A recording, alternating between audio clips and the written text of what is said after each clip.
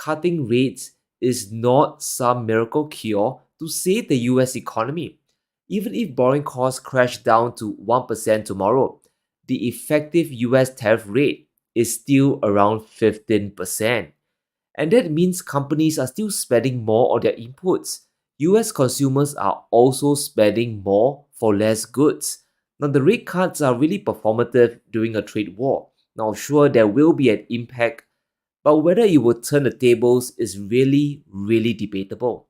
Now, Powell's statement alone confirms what our greatest fear is. Asset prices are flying up and the currency is weakening even further.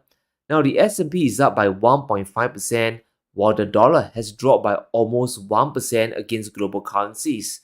So, yes, there are winners and there are losers.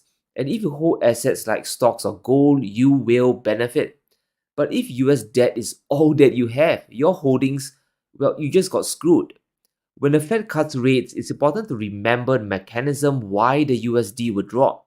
Now, really sit back and ask yourself one key question. What is the incentive of holding US bonds? Now, the answer is quite simple here. You want more dollars in the future because you know prices for US goods and assets are heading up.